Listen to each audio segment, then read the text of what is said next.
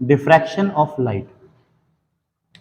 ये फिनोमिना हमसे कहता है कि अगर हमारे पास कोई एक लाइट है जिसे अगर मैं किसी एक नैरो होल से गुजार रहा हूं, इसे हम बोलते हैं कि ये स्मॉल अपर्चर है। अपर्चर मतलब एक बेसिकली एक छोटा सा होल कह सकते हैं आप इसे। इसमें से अगर आप इसे क्रॉस करा रहे हैं तो according to our past information 10th class के हिसाब से, अगर मैं इसके सामने एक स्क्रीन रखूं, मैं यहां पर इसके सामने एक स्क्रीन रख रहा हूं,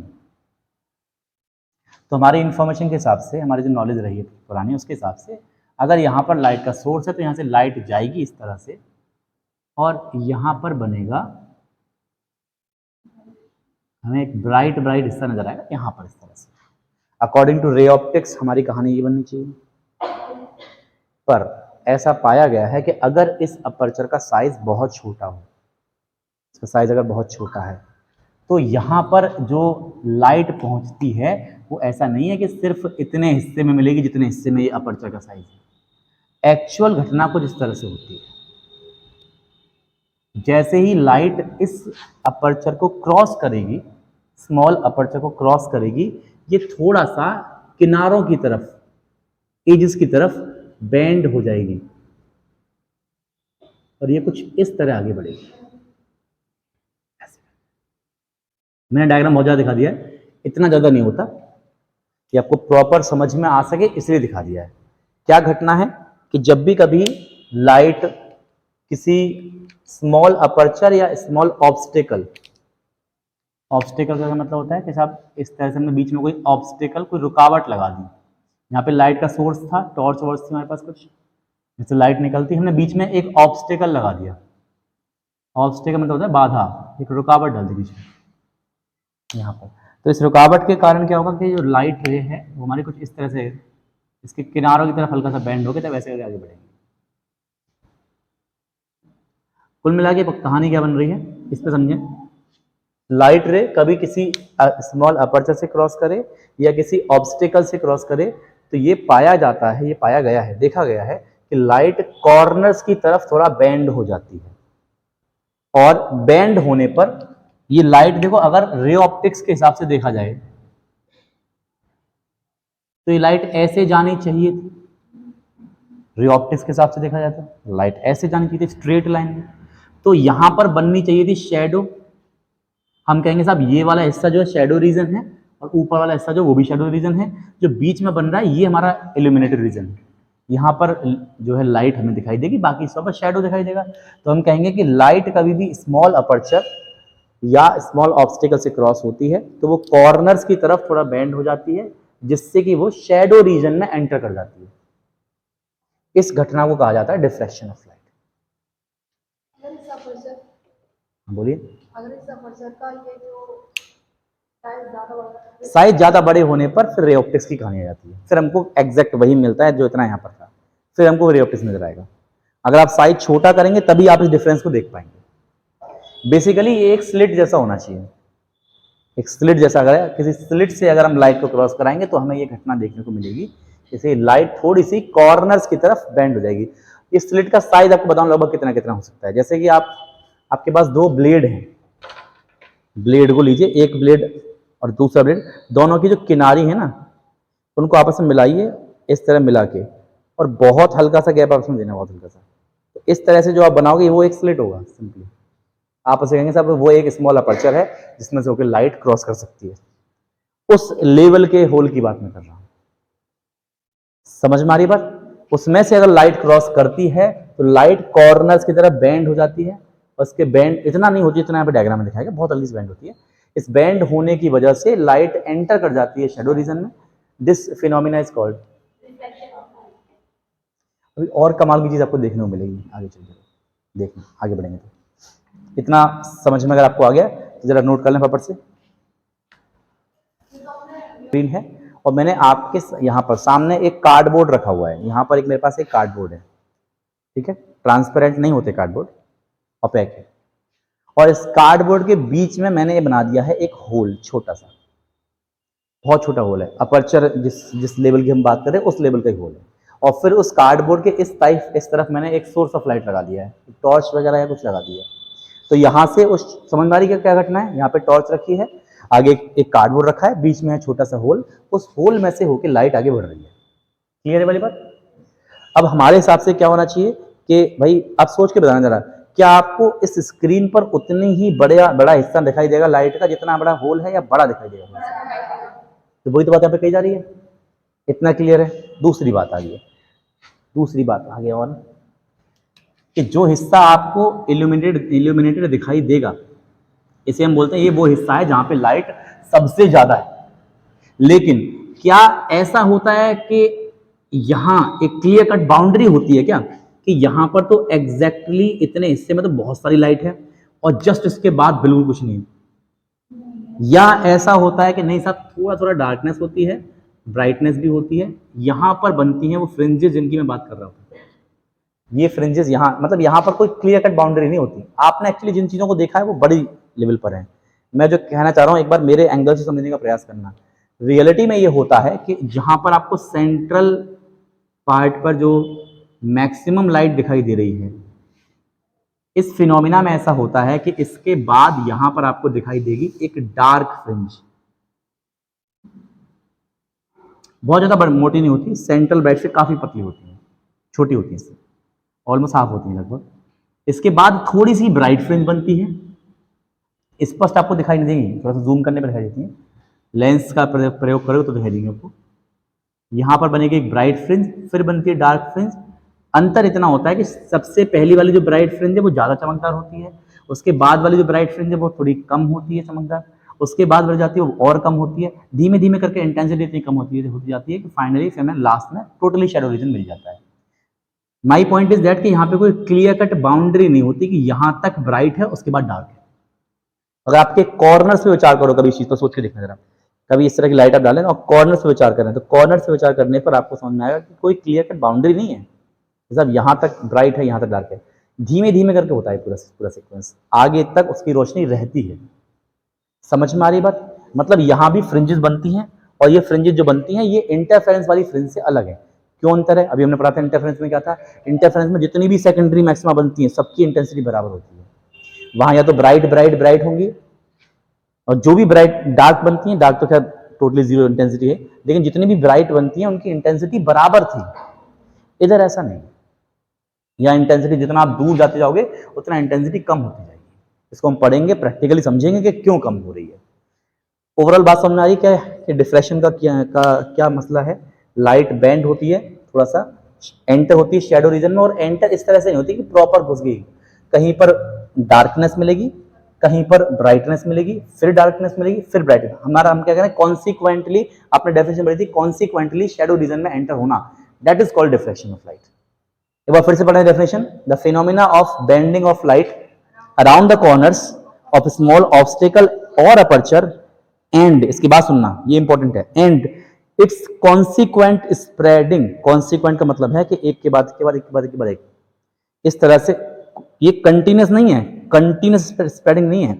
कॉन्सिक्वेंट स्प्रेडिंग का मतलब होगा कि अभी स्प्रेड हुई है, फिर आगे भी दिखाई दे रही है, फिर आगे भी दिखाई दे रही है, इस तरह से consequent spreading into the region of geometric shadow, इसे हम कहते हैं डिफ्रैक्शन ऑफ लाइट। थोड़ा बहुत समझ में आपको आ रहा है? क्योंकि शुरुआत है अभी, तो मेरे ख्याल से ज्यादा बातें तो आपको नहीं समझ आ रही होंगी, लेकिन हाँ रिलेट कर पा रहे हो कि हाँ ये फिनोमेना किस तरह का होता होगा। रीजन ये है कम समझ में आने का, क्योंकि आपने इस चीज पर इस लेवल पर जाकर कभी ऑब्जर्व नहीं किया है। रिफ्लेक्शन ऑफ लाइट ऑब्जर्व कर रखा है, रिफ्रैक्शन ऑफ लाइट ऑब्जर्व कर रखा है, इंटरफेरेंस ऑब्जर्व नहीं किया था लेकिन समझ में आ गया।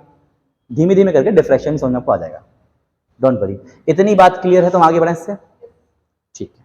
चलो अभी डिफ्रैक्शन जो है, इतना भी समझ में आपको आ रहा होगा कि डिफ्रैक्शन में फ्रिंजेस मिलेंगी, लेकिन ये फ्रिंज इंटरफेरेंस वाली फ्रिंजेस से थोड़ी अलग होंगी। ठीक है, हटाएं इसको। अब डिफ्रैक्शन ऑफ लाइट के थोड़ा टाइप के बारे में बात करें, थ्योरेटिकल टॉपिक की बात कर रहा हूं। इसके दो टाइप होते हैं। डिफ्रैक्शन ऑफ लाइट के टाइप्स की मैं बात कर रहा हूं। Types of diffraction of light, हम बात कर रहे हैं टाइप्स की, टाइप्स ऑफ डिफ्रैक्शन, अभी शुरुआती बात है, इसलिए थियोरेटिकल चल रहे हैं, अभी आएंगे इसके आगे थोड़ा समझने वाले पार्ट पे जाएंगे। दो तरह का होता है डिफ्रैक्शन, दो तरह से ऑब्जर्व किया जाता है। एक को हम बोलते हैं फ्रेजनल डिफ्रैक्शन, ये दोनों ही साइंटिस्ट के नाम है, पहला वाला भी और जो आगे आगे बताऊंगा वो भी। फ्रेजनल डिफ्रैक्शन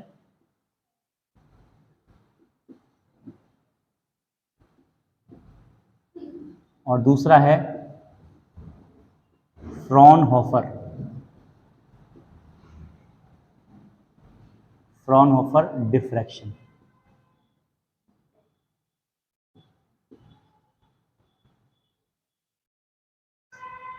फ्रेजनल डिफ्रैक्शन और फ्रॉनहोफर, एन आएगा यहाँ पर, फ्रॉनहोफर डिफ्रैक्शन। स्पेलिंग में भी डिफर, बट नाम और प्रोनाउंसिएशन यही है, फ्रॉनहोफर। अंतर क्या है देखो इसमें, अंतर ये है फ्रेजनल डिफ्रैक्शन में जो स्लिट है और जो स्क्रीन है उनके बीच की डिस्टेंस बहुत ज़्यादा नहीं होती है, तो इसमें डिफ्रैक्शन पैटर्न को देखने के लिए हमें बीच में कोई लेंस नहीं लगाना पड़ता। बातें सुन लेना और अपने पास ज़रा रख लेना, आपको आगे चल के बात क्लियर हो जाएंगे। फ्रेजनल डिफ्रैक्शन में क्या हो रहा है कि आपके पास जो भी सोर्स ऑफ लाइट है यानी जो स्लिट है और जो स्क्रीन है, इनके बीच में कोई भी लेंस की रिक्वायरमेंट नहीं है। क्यों? लेंस का काम क्या होता है इसका, इस तरह के लेंस का काम क्या होता है, ये जो कॉन्वेक्स लेंस है इसका काम क्या होता है, कन्वर्स करना। कॉन्वेक्स लेंस का काम होता है कन्वर्स करना लाइट रेज को। तो कॉन्वेक्स लेंस से लाइट रेज अगर कन्वर्स होकर आ रही है, मतलब सॉरी, अगर लाइट रेज थोड़ा सा डाइवर्स हों, पहले से फैली हुई हों, तो उन्हें कन्वर्स करने के लिए आप इसका इस्तेमाल करेंगे। या पैरेलल भी आ रही हैं, पैरेलल भी आ रही हैं, या फैली हुई आ रही हैं, जैसी भी आ रही हैं, या ऑलरेडी कन्वर्स आ रही हैं, मान के चलो ऑलरेडी कन्वर्स आ रही हैं, तो उनको और कन्वर्स करने के लिए हम इस्तेमाल करते हैं इसका कॉन्वेक्स लेंस का। कुल मिला के बात है। तो अगर मैं स्लिट और क्या बोलते हैं इसको, स्क्रीन, इनके बीच की डिस्टेंस को बहुत ज़्यादा नहीं रख रहा हूँ, ये डिस्टेंस मैंने कम रखी है, तो ऐसे मुझे किसी लेंस की रिक्वायरमेंट नहीं है, और इस तरह के डिफ्रैक्शन को बोलते हैं फ्रेजनल डिफ्रैक्शन। ऐसे दूसरा टाइप है, मुझे पता है ये बातें आपको भी अभी ऐसा लग रहा है जैसे याद करनी है, एग्जैक्टली इसमें याद ही करना है, क्योंकि जो समझने वाला टॉपिक है वो अभी आगे आएगा। ये जो भी बातें आपको मैं बता रहा हूँ, फ्रेजनल डिफ्रैक्शन याद करना है, इसमें समझने वाला कोई बात नहीं, इसकी जस्ट डेफिनेशन है, इतना ही है, उसके बारे में और कुछ है ही नहीं। अगर कोई आपसे पूछे कि फ्रेजनल डिफ्रैक्शन क्या है, तो आपको यही बताना है, इससे अधिक बुक में लिखा भी नहीं है। और फ्रेजनल डिफ्रैक्शन क्या होता है, ऐसा डिफ्रैक्शन है जिसमें डिफ्रैक्शन पैटर्न को ऑब्टेन करने के लिए हमें किसी लेंस की जरूरत नहीं है। क्यों? क्योंकि जो स्क्रीन है वो स्लिट के पास में रखी होती है। दूसरा जो टाइप है वो है फ्रॉनहोफर। फ्रॉनहोफर में क्या होता है कि स्क्रीन थोड़ा दूर रखी होती है, हल्की सी स्क्रीन दूर होगी, तो हमें प्रॉपर इंटरफेरेंस पैटर्न प्राप्त करने के लिए, ऑब्टेन करने के लिए लेंस लगाना पड़ेगा। सिंपली जिसमें लेंस लगा हुआ है वो फ्रॉनहोफर है, जिसमें लेंस नहीं लगा हुआ है वो फ्रेजनल है। इतना सा डिफरेंस है दोनों में, ठीक है। और इसके अलावा इसमें और कोई डिफरेंस नहीं है। हाँ, ये भी कह सकते हैं कि ये जो स्क्रीन की डिस्टेंस है फ्रॉनहोफर में ज़्यादा होती है, फ्रेजनल में कम होती है। ठीक है, यहाँ तक क्लियर है? ठीक है, तो इसको जरा नोट कर लो पहले आप लोग।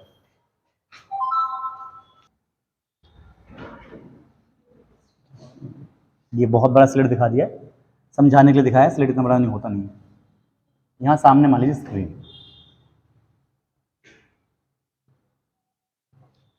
टेढ़ी जा रही है,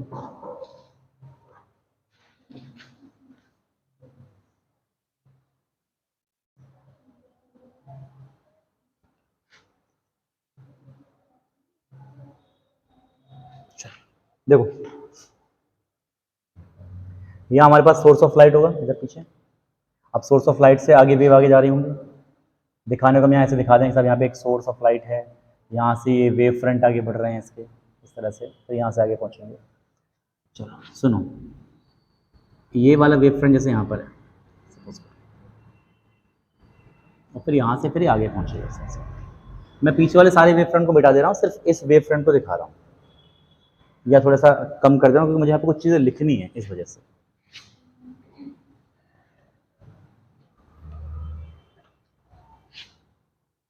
ऐसे करके वेव फ्रंट पीछे से आ रहा है।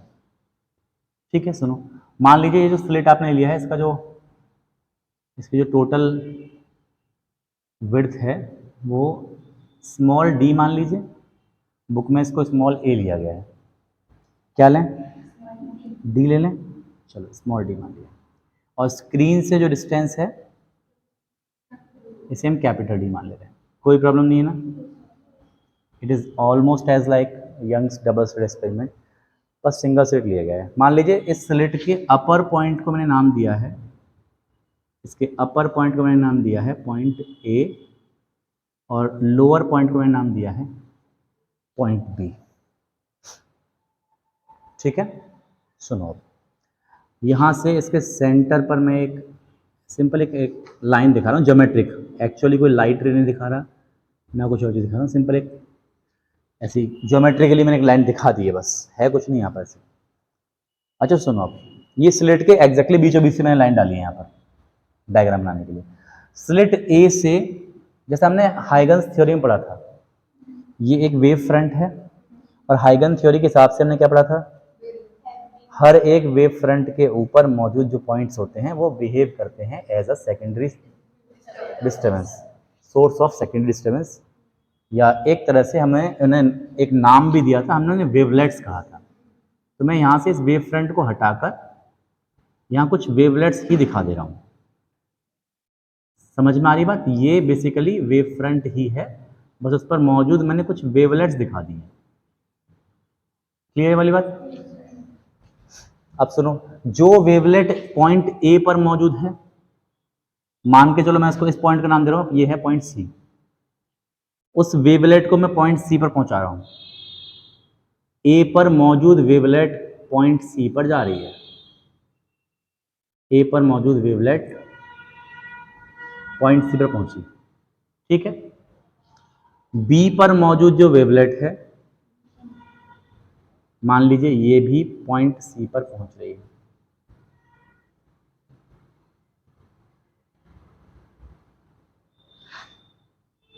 ए पर मौजूद वेवलेट, बी पर मौजूद वेवलेट्स दोनों ही पॉइंट सी पर पहुंच रही हैं। तो पॉइंट सी पर जब ये पहुंच रही है, आप देखना है कि दोनों ही, इनके बीच में कोई पाथ का डिफरेंस है क्या, या दोनों के थ्रू ट्रैवल किया गया पाथ बराबर बराबर है, यानी ए से मौजूद जो वेवलेट आएगी उसमें भी कोई पाथ डिफरेंस नहीं है, बी पर मौजूद जो वेवलेट है उसमें भी कोई पाथ डिफरेंस नहीं है। जब पाथ डिफरेंस जीरो होता है दो वेवलेट्स का या दो वेव्स का, तो वहां पर किस तरह की फ्रिंज हमें मिलती है, ब्राइट या फिर डार्क, ब्राइट फ्रिंज बनती है। मतलब पहले वाली ए पर मौजूद वेवलेट और बी पर मौजूद वेवलेट इस पॉइंट पर पहुंचकर बनाएंगी ब्राइट फ्रिंज। अच्छा, बी से नीचे वाली वेवलेट पहुंचाओ जरा, डायग्राम नहीं बना, सोचो जरा, बी से नीचे वाली वेवलेट और बी, सॉरी, ए से नीचे वाली वेवलेट और बी से ऊपर वाली वेवलेट, इनके बीच भी पाथ डिफरेंस जीरो रहेगा, उससे अगली वाली के बीच भी पाथ डिफरेंस जीरो रहेगा, उससे अगली वाली के बीच भी पाथ डिफरेंस जीरो रहेगा। देन कैन आई से कि पॉइंट सी पर मुझे मिलेगी सबसे ज्यादा इंटेंसिटी। अभी सबसे ज्यादा है या नहीं इतना पता है कि ब्राइट बनेगी, सबसे ज्यादा तो बाद में देखेंगे, फिलहाल इतना समझ में आ रहा है कि साहब इस पॉइंट सी पर मुझे मिलेगी यहाँ पर ब्राइट फ्रिंज मिलेगी, ब्राइट फ्रिंज मिलेगी सी पॉइंट पर, ठीक है। इसको मैं सेंट्रल ब्राइट का नाम दे रहा हूँ, इसे हम सेंट्रल ब्राइट या सेंट्रल मैक्सिमम का नाम देते हैं। इस बात को लिख के बताया जाए, समझ में ऐसे आ रहा है, घर जाके से लिख लोगे प्रॉपर बुक से कि ए पर मौजूद वेवलेट्स और बी पर मौजूद वेवलेट्स जब सी पर पहुंच रही हैं तो हम देख रहे हैं कि इनके पाथ में कोई डिफरेंस नहीं है, पाथ डिफरेंस जीरो है, और पाथ डिफरेंस जब जीरो होता है तो ऐसी वेव जब आपस में मिलती हैं तो हम कहते हैं वहां पे, ठीक है। तो सेंटर पे तो बन रही है ब्राइट फ्रिंज, यहां तक क्लियर है। अब इसके ऊपर या इसके नीचे कैसी बनेगी इस पर हम चर्चा करेंगे। तो हम इसके लिए मान ले रहे हैं किसी जगह पर हमने मान लिया यहाँ पे पॉइंट पी, लेट सपोज यहाँ पर हमने पॉइंट पी मान लिया है, सही है। अब इस पर पहुंचाएंगे हम अपनी फ्रिंजेस, इनको वेवलेट्स को पहुंचाते हैं। ए पर मौजूद वेवलेट को जरा पहुंचाइए पी पर, तो इसने कितना पाथ ट्रेवल किया, इसने ट्रैवल किया पाथ ए पी, सही है, कोई प्रॉब्लम नहीं है। चलो बी पर मौजूद जो वेवलेट है उसको पहुंचाइए, इसने पाथ ट्रैवल किया बी पी, सही है ना, इसने पाथ ट्रैवल किया है बी पी। क्या इनके बीच में पाथ डिफरेंस है? यस है। चलो लिखें क्या पाथ डिफरेंस होगा, हम लिखेंगे यहां पर पाथ डिफरेंस यानी कि P इक्वल टू आएगा, कौन ज्यादा है, BP माइनस AP, है जी, सही है। अच्छा सुनो, अगर मैं इससे इस पर एक परपेंडिकुलर डाल दूं,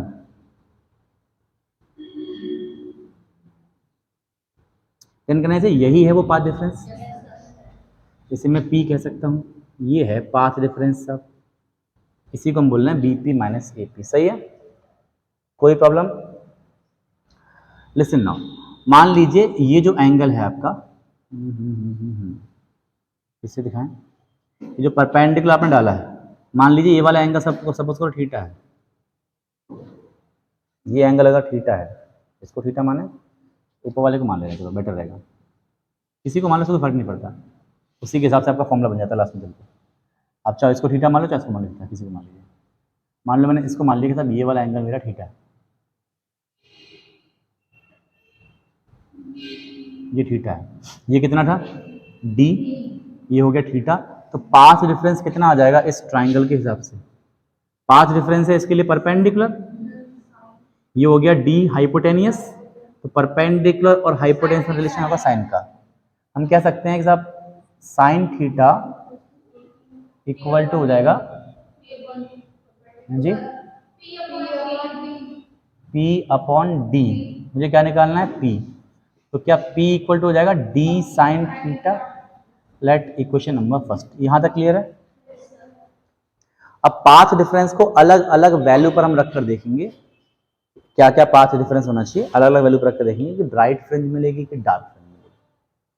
इतना समझ में आ रहा है, इतना पहले बना लो डायग्राम जल्दी से।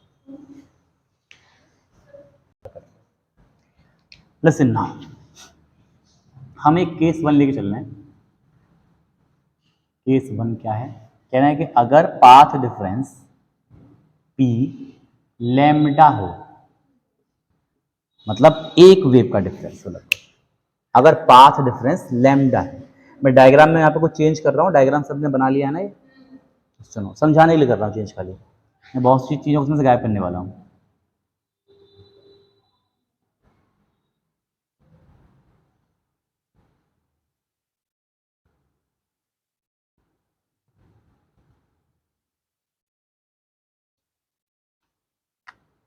हमने क्या बात की कि अगर पाथ डिफरेंस लैम्डा का हो, लेट्स सपोज ये जो स्लिट है ना, इसके बीचों बीच से, इसके एग्जैक्टली बीच से एक लाइन आप बनाइए, ज्योमेट्रिक लाइन, जो इस बेस वाली लाइन के पैरेलल हो, इसके पैरेलल एक लाइन बनाओ, चलो मैं यहाँ दिखा दे रहा हूँ अलग से अपने पास से, मैंने मान लो ये लाइन दिखा दी है, स्लिट के एकदम बीच से, बीचों बीच से बात कर रहा हूँ, आप इसको ऐसे करके एक लाइन दिखा दीजिए,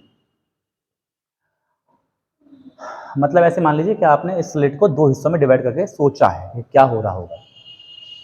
आपने 9th क्लास में एक थ्योरम पढ़ी थी, मिड पॉइंट थ्योरम, किसी भी ट्राइंगल में, 10th में ही पढ़ी थी आपने, एक थेल्स थ्योरम के नाम से पढ़ी थी, कि अगर बेस के पैरेलल कोई लाइन आप अगर ड्रॉ कर रहे हैं मिड पॉइंट से, थेल्स थ्योरम तो ये थी कि अगर बेस के पैरेलल ड्रॉ कर रहे हैं तो ये रेशियो बराबर होता है, बराबर। मिड पॉइंट थ्योरम ये पढ़ी थी कि अगर किसी ट्राइंगल के मिड पॉइंट से, एक साइड के मिड पॉइंट से दूसरी साइड के पैरेलल कोई लाइन अगर आप ड्रॉ कर रहे हैं तो वो तीसरी साइड को भी मिड पॉइंट पर कट करती है, साथ में आपने ये पढ़ा था कि ये इसकी हाफ भी होती है, 9th क्लास में पढ़ा था, यानी कि अगर ये लैम्डा है तो ये हो जाएगी लैम्डा बाई 2। मेरी बात समझना जो मैं कहना चाह रहा हूँ, ढंग से अच्छे से समझना। मैं इस पॉइंट को कुछ नाम दे दे रहा हूँ, क्या नाम दो उसका, बीच वाले पॉइंट का, ये सी भी है ना, या चलो कुछ और नाम दो, सी मत दो, अलग दो, क्या नाम दें, एम के, अरे एक नाम बताओ, चलो के बोल रहे, ठीक है, मान लो ये पॉइंट है के। अब सुनो, अगर कोई वेवलेट जो ए पर मौजूद है और एक वेवलेट जो के पर मौजूद है, ये दोनों वेवलेट्स आपस में ये आगे बढ़कर जब इस पॉइंट पर जाके मिलेंगी तो इनके बीच में पाथ डिफरेंस कितना होगा, लैम्डा बाई 2। ए पर मौजूद वेवलेट गई केपी एपी, और के पर मौजूद वेवलेट गई केपी, पाथ का डिफरेंस कितना आ रहा है, समझ में आ रही बात। अगर दो वेव जिनमें पाथ का डिफरेंस लैम्डा बाई 2 हमने पढ़ा था, लैम्डा बाई 2 का पाथ डिफरेंस होने पर, लैम्डा बाई 2 का मतलब कि हाफ का डिफरेंस है, एक वेव ऊपर की तरफ जा रही है, एक नीचे की तरफ जा रही है, तो कैसी फ्रिंज मिलनी चाहिए? डार्क फ्रिंज मिलेगी। कंफर्म वाली बात? यानी पहली वाली वेवलेट और दूसरी वाली वेवलेट ये दोनों आपस में मिलकर बनाएंगी डार्क। अच्छा सोचो, उसके नीचे वाली सोचो, ए के जस्ट नीचे वाली और के जस्ट नीचे वाली, क्या इनके बीच का भी पाथ डिफरेंस लैम्डा बाई 2 नहीं होना चाहिए भाई? उससे भी उतना ही नीचे आयो, इससे भी उतना ही नीचे आयो, तो पाथ डिफरेंस इनका भी लैम्डा बाई 2 होगा। इस तरह से हर एक वेवलेट जो वहां जाके मिल रही है, सभी के बीच का पाथ डिफरेंस लैम्डा बाई 2 है।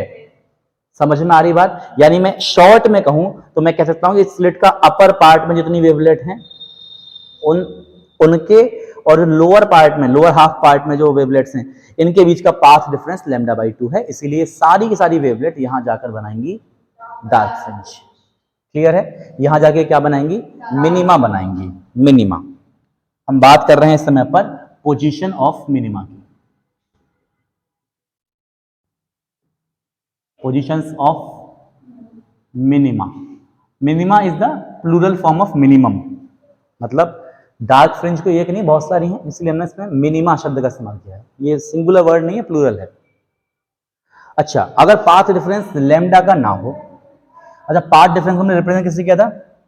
डी साइन थीटा से, तो ये हो जाएगा डी साइन, मान लो ये किसी थीटा 1 एंगल की बात चल रही थी, हर बार एंगल बराबर थोड़ी मिलेगा। D sine theta 1 equal to क्या आ जाएगा? लैम्डा। कैसी फ्रिंज मिल रही है आपको यहां पर? डार्क फ्रिंज मिल रही है। अच्छा, अगर पाथ डिफरेंस 2 लैम्डा का हो तो मैं इस वाले डायग्राम को थोड़ा बड़ा करके यहां बना रहा हूं। ये है पॉइंट ए, ये है पॉइंट बी, थोड़ा सा अलग बनाऊं, इस तरह से ले आओगे इतना हिस्सा आ जाएगा। यहां बना रहा हूं। ये है पॉइंट ए, ये है पॉइंट बी, ये स्लिट है, ठीक है, थोड़ा जूम करके दिखाया हमने, ये इसी स्लिट को बता रहा हूं।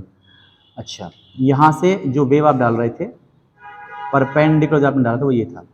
ए से जाने वाली वेव इस तरह से थी और बी से जाने वाली वेव इस तरह से, थोड़ा पैरेलल हो गई अप्रॉक्स इस तरह से, आगे जाके कहीं पी पॉइंट पे जाके मिलेंगे। तो हमने इस पर परपेंडिकुलर डाला था इस तरह से कुछ।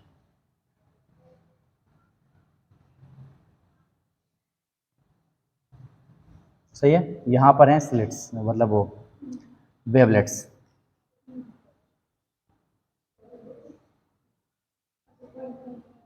वेवलेट्स, ठीक है। यहाँ पर समझो, छोटे डायग्राम में तो यहां तक की बात एक्सप्लेन हो पा रही थी। अगर पाथ डिफरेंस 2 लैम्डा का हो तो, ये जो आपने दिखाई डिस्टेंस, अगर ये 2 लैम्डा हो तो अगर मैं इसका हाफ करूंगा मुझे क्या मिलेगा? लैम्डा। इसका हाफ करूंगा तो क्या मिलेगा? यहां मुझे क्या मिलेगा? 3 लैम्डा बाई 2। एक तरह से मैंने अपने इस स्लिट के 4 हिस्से कर दिए। देखो एक बार, इसका हाफ किया यहां पर लैम्डा बाई 2, ऐसे यहां पर देखा जाए 3 लैम्डा बाई 2, बेसिकली ये 2 लैम्डा बाई 2 लिखा हुआ है। Lambda by 2, 2 lambda by 2, 3 lambda by 2, 4 lambda by, sorry हाँ 4 लैम्डा बाई 2, तो 2 लैम्डा आ जाएगा अपने आप ही। आप जैसे भी समझना समझ लो। कुल मिला के यहाँ पर यह है कि अगर मैं इसके पार्ट्स करके दिखा रहा हूँ तो इस तरह से इनके पार्ट्स हो सकते हैं। क्लियर है वाली बात? चलो पॉइंट्स के नाम डाल दे रहा हूँ मैं। ये मान लो पॉइंट है K1, K2, K3। क्या मैं कह सकता हूँ कि AK1 पार्ट में जितनी भी वेवलेट्स हैं उनके और K1, K2 पार्ट में जितनी वेवलेट्स हैं उनके बीच में phase path difference lambda by 2 का है। इस वाली इन वाली वेवलेट्स में और इसके नीचे वाले इन वाली वेवलेट्स में पाथ डिफरेंस लैम्डा बाई 2 का है। यानी इधर वाली वेवलेट्स और इधर वाली वेवलेट्स एक दूसरे को कैंसिल आउट कर देंगी। इतनी बात समझ में आई हो तो मैं आगे बढ़ूं। समझ में आ रही बात? पक्का? ठीक है, अब सुनो आगे। सिमिलरली K2, K3 इस वाले पार्ट में जितनी वेवलेट्स मौजूद हैं इनके बीच का पाथ डिफरेंस, देखो ये लैम्डा है, ये 3 लैम्डा बाई 2 है, ये 1 लैम्डा है, ये 1.5 लैम्डा है। कितने का डिफरेंस है? लैम्डा बाई 2 का तो अंतर है इनके बीच में भी। मतलब इस वाले ये वाला पार्ट कैंसिल आउट कर देगा इस वाले पार्ट को। तो फाइनली 2 लैम्डा पर भी हमको मिलेगी डार्क फ्रिंज। इतनी बात समझ में आ रही है? अभी अगले केस पर आऊंगा मैं, तो अगले वाले पर आऊंगा जब ब्राइट फ्रिंज मिलेंगी। फिलहाल हम बात कर रहे हैं पोजीशन ऑफ मिनिमा की। असली कहानी वहां समझ अच्छे से आएगी। तो P इक्वल टू 2 लैम्डा लेने पर, यानी कि D sine theta 2 equal to, अगर मैं 2 लैम्डा ले रहा हूँ तब भी मुझे कैसी फ्रिंज मिल रही है, डार्क फ्रिंज मिल रही है। सिमिलरली अगर मैं 3 लैम्डा लूंगा तो इसके 6 हिस्से कर लूंगा, 4 लैम्डा लूंगा तो 8 हिस्से कर लूंगा, हर एक हिस्सा एक दूसरे को कैंसिल आउट कर रहा होगा, जिसकी वजह से जो हमें फ्रिंजेस मिलेंगी वहां पर वो डार्क फ्रिंज ही मिलेंगी। सारी की सारी पोजीशन मिनिमा की मिल रही है। तो कैन आई से कि फॉर मिनिमा मुझे b sine theta n equal to मिल रहा है एन लैम्डा। यहाँ पर एन की जगह मैं 1 लगाऊं तो 1 लैम्डा, 2 लगाऊं 2 लैम्डा, 3 लगाऊं 3। ये सारी की सारी केस में मुझे मिनिमा के लिए ये कहानी मिल रही है। यहां तक बात समझ में आपको आ रही है क्या? यहां तक बात, ये एक्सपेरिमेंटल किया है सारा कुछ आपने, कोई इसमें मैथमेटिकल लॉजिक नहीं लगाया जैसे हमने पीछे लगाए थे, काटापीटी करके नहीं आ रहा है। हमने जो ऑब्जर्व किया, जो समझा, जिस तरीके से समझा है उस तरीके से हमने इसको किया है। यहां तक अगर आपको क्लियर है तो मैं आगे बढ़ूँ। सभी को क्लियर है? चलो दूसरी बात ये जो थीटा बनाया आपने, यहाँ जो एंगल है, ये एंगल बहुत बड़ा नहीं होता है, पाथ डिफरेंस को इतना ज्यादा नहीं दिखाई देता है, स्लिट बहुत छोटा है, थीटा बहुत छोटा होगा, इतना तुम सभी जानते हैं कि अगर थीटा की वैल्यू बहुत कम होती है तो साइन थीटा को थीटा के ही इक्वल लिख देते हैं। So we can say that theta is equal to n lambda upon D. इसको अच्छे से नोट कर लीजिए। क्लियर यहां तक? इससे आगे बढ़े, इसे मिटाएं, नहीं मिटाएं, इधर ही आ जाओ, पूरा फोकस नहीं कर लो। सेकंड केस की बात कर रहा हूं मैं। अगर केस सेकंड की मतलब मैं बात करने वाला हूं लोग अब यहाँ पर पोजीशंस ऑफ मैक्सिमा। पिछले ऑब्जर्वेशन में हमने इतना देख लिया कि पाथ रेफरेंस लैम्डा का हो, 2 लैम्डा का हो, 3 लैम्डा का हो, 4 लैम्डा का हो, मिनिमम मिल रहा है हर जगह। क्यों? क्योंकि लैम्डा लिया तो 2 हिस्से हो गए उसके, दोनों ने एक दूसरे को कैंसिल आउट कर दिया। 2 लैम्डा लिया तो 4 हिस्से हो गए, चारों ने कैंसिल आउट कर दिया। तो कुछ ऐसा करो कि कोई एक हिस्सा कैंसिल आउट ना हो, तभी तो बनेगी हमारी ब्राइट फ्रिंज। यानी कि अगर मैं पाथ डिफरेंस को ही शुरुआत से ही lambda by 2, 3 lambda by 2, 5 lambda by 2 लेकर चलूंगा तो एक हिस्सा बचेगा, स्लिट का एक हिस्सा बचेगा, जिससे मुझे पाथ डिफरेंस जो है, जिसका पाथ डिफरेंस ऐसा होगा कि वो कैंसिल आउट नहीं हो रही होंगी, वो बनाएगी ब्राइट फ्रिंज। क्या कहानी चल रही है कि अगर पाथ डिफरेंस को लिया जाए, लैम्डा बाई 2, मैं डायरेक्ट कर रहा हूं, ठीक है, lambda by 2, 3 lambda by 2, 5 lambda by 2, ऐसा करने पर क्या होगा? सोचो जरा, मान के चलो मैंने 3 लैम्डा बाई 2 लिया, लेट्स सपोज 3 लैम्डा बाई 2, मैंने पाथ डिफरेंस को लिया है 3 लैम्डा बाई 2, 3 लैम्डा बाई 2। तो ऐसे में इस स्लिट के मैं कर सकता हूं 3 हिस्से, lambda by 2, lambda by 2, lambda by 2 के हिसाब से। करने को आप 4 भी कर सकते हो, लेकिन हम वो लेंगे ना जिससे मैं कैलकुलेशन करना आसान हो जाए। लैम्डा बाई 2 का लेंगे, लैम्डा बाई 6 का डिफरेंस लोगे, 3 का डिफरेंस लोगे, उससे तो कुछ पल्ले नहीं पड़ेगी ना बात। हम लैम्डा को समझते हैं, सब लैम्डा का डिफरेंस होगा तो क्या मिलेगा रिजल्ट, ये हम समझते हैं। लैम्डा बाई 2 का डिफरेंस होगा तो क्या रिजल्ट मिलेगा, ये हम समझते हैं। तो उसी हिसाब से मैं इसको डिवाइड करने की कोशिश कर रहा हूँ। अगर पाथ डिफरेंस 3 लैम्डा बाई 2 का है तो इसके हम 3 हिस्सों को समझें जरा। तो एक हिस्सा ये हो गया, एक हिस्सा ये हो गया, ऊपर वाला हिस्सा ये 3 लैम्डा बाई 2, तो ये हो जाएगा 2 लैम्डा बाई 2, यानी कि लैम्डा, ये हो जाएगा लैम्डा बाई 2। तो इसमें और इसमें पाथ डिफरेंस लैम्डा बाई 2, ये दोनों कर देंगे एक दूसरे को कैंसिल आउट, लेकिन इसको कैंसिल करने वाला कोई नहीं, यानी ये जो हिस्सा बचा है ये बनाएगा आगे चल के ब्राइट फ्रिंज। समझ में आ रही बात? अभी एक इंपॉर्टेंट बात करना जरूरी है यहाँ पर, देख लेना। अगर 3 लैम्डा बाई 2 आपने लिया है तो इस पूरे स्लिट का थर्ड पार्ट बना रहा है ब्राइट फ्रिंज। मेरी बात को ध्यान देना।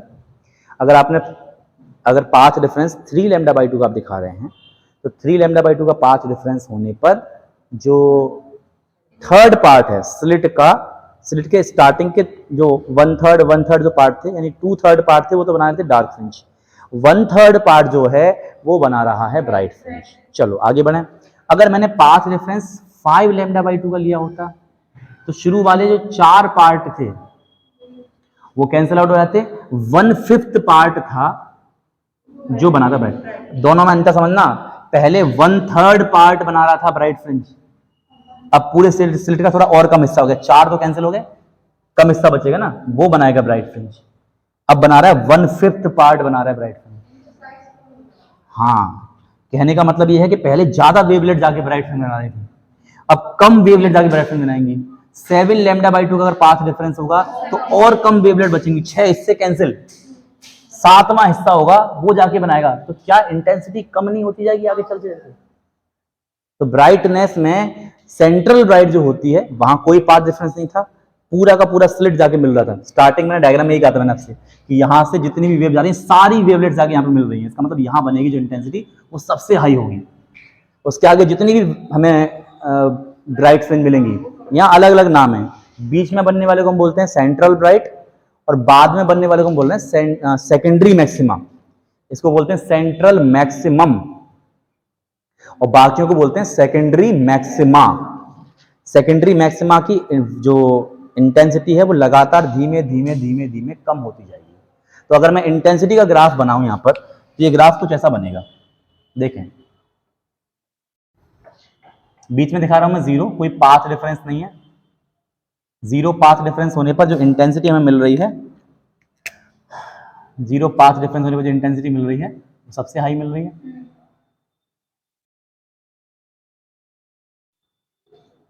इसके बाद इंटेंसिटी कम हो गई और कम हो गई और कम हो गई, इस तरह से मिलेगा। सिमिलरली उस साइड मिलेगा।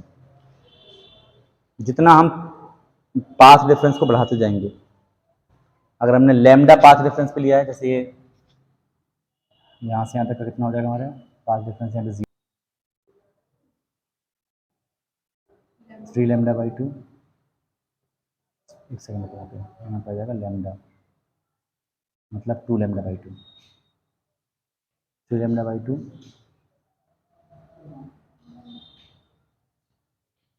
Lambda by 2। Wait minute, book में दिखना रहा है दिखाना, ये कुछ गड़बड़ लग रही है तो सर लिखने के तरीके में अंतर है। मतलब ओवरऑल कॉन्सेप्ट आपके पल्ले पड़ा है ना, क्या बात चल रही है। नीचे हमने इसमें यही लिखा है या कुछ और लिखा हुआ है? यही है, 0 माइनस लैम्डा बाई ए है, नॉट 2 है, लैम्डा बाई ए। ठीक, इंटेंसिटी वाली बात ही आगे निकल के। चलो जी, तो जैसे हमने इसके लिए बनाया थीटा का फॉर्मूला, ऐसे इसके लिए बना लेते हैं जरा। जैसे यहाँ थीटा का फॉर्मूला बनाया, theta equal to n lambda by d आ रहा है, theta equal to n lambda by d आ रहा है, एन लैम्डा बाई डी आ रहा है किसके लिए? हाँ, डार्क फ्रिंजेस के लिए। ब्राइट के लिए क्या आएगा बनाते हैं जरा। ब्राइट के लिए यहाँ पे लैम्डा बाई 2 को मत लीजिए आप, क्योंकि लैम्डा बाई 2 का तो हम स्टार्टिंग से ले रहे थे, यहाँ से स्टार्ट कर रहे हैं लैम्डा बाई 2 से। लैम्डा बाई 2 में शो भी नहीं किया यहाँ पर, कैसे दिखाओगे इसको? टोटली पाथ डिफरेंस अगर लैम्डा बाई 2 का तो दिखाओगे कैसे? हम यहाँ से आते हैं ना 3 लैम्डा बाई 2 पर, 5 लैम्डा बाई 2 पर, 7 लैम्डा बाई 2 पर। तो यहाँ जनरल टर्म क्या बन जाएगा? यहाँ जनरल टर्म बन जाएगा P equal to 2n plus 1 lambda by 2, सही है ना? 2n plus 1 lambda by 2, n की जगह 1 लगाओगे तो पहला वाला आ जाएगा, 2 लगाओगे दूसरा वाला आ जाएगा, एंड सो ऑन। अच्छा, P क्या था? अरे मतलब था क्या formula? d sine theta n, तो ये हो जाएगा d sine theta n equal to 2n plus 1 into lambda by 2। फिर वही कहानी, theta n sine theta n को मैं थीटा n कह सकता हूँ केवल, क्योंकि एंगल बहुत छोटा होता है। तो यहाँ से थीटा n आ जाएगा 2n plus 1 lambda by 2d, सही है।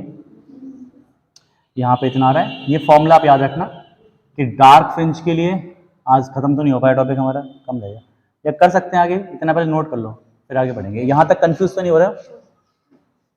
यहाँ तक